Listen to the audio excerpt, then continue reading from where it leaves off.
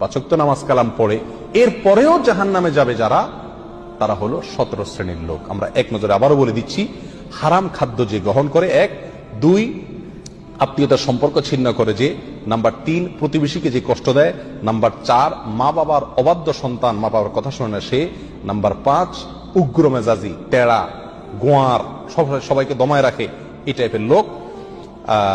Number 6 অধীনস্থদেরকে, প্রজাদেরকে, যে সমস্ত শাসকেরা, যে সমস্ত রাজারা, যে সমস্ত রাষ্ট্রপ্রধানেরা, সরকার প্রধানেরা বা যে যে লেভেলে আছে সে তার প্রজাদেরকে ধোঁকা দেয় যে তারা।